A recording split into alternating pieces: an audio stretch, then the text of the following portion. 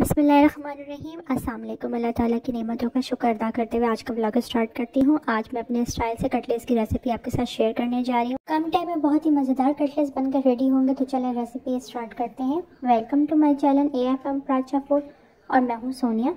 Cutlets के लिए हमें किन किन चीज़ों की ज़रूरत है, तो चलें देखते हैं। आधा किलो आलू को बॉईल करके उसका छिलका उतार लेंगे। 1 टेबलस्पून पिसा हुआ सूखा धनिया, 1 टेबलस्पून सॉल्ट, 1 टीस्पून पिसी हुई लाल मिर्ची, 1 टीस्पून कुटी हुई लाल मिर्ची ऐड करेंगे। साथ ही इसमें 1 टीस्पून कलवंजी, 1 टीस्पून लहसुन powder, 1 tablespoon chaat masala, 1 tablespoon सूखी मेथी ऐड करेंगे। साथ ही इसमें चॉप किया हुआ एक प्याज, 1 टेबलस्पून चॉप किया हुआ पुदीना, 2 टेबलस्पून लेमन जूस ऐड करेंगे और इसको अच्छी तरह मिक्स कर लेंगे। पीठी हमारी अब तैयार हो चुकी है। अब हम इसके कबाब बना लेंगे। बिल्कुल इस तरह के कबाब बनकर रेडी हो चुके हैं। इनको हम 15 मिनट के लिए फ्रीजर में रख देंगे।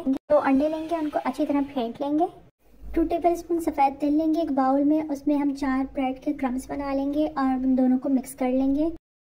क्रम्स हमारे रेडी हैं। आप सबसे पहले कबाब को अंडे में डिप करेंगे।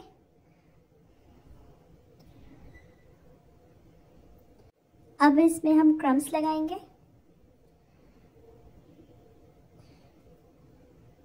क्रम्स लगा के कबाब हमारे रेडी हैं। सारे कबाब का प्रोसेस हमने इसी तरह करना है।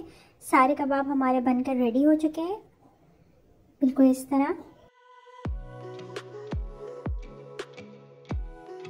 अब कबाब को हम फ्राई करेंगे। कबाब को हमने दरमियानी आंच पर फ्राई करना है। इनका नीचे वाला साइड फ्राई हो गया। अब हम इसको पलटा दे देंगे।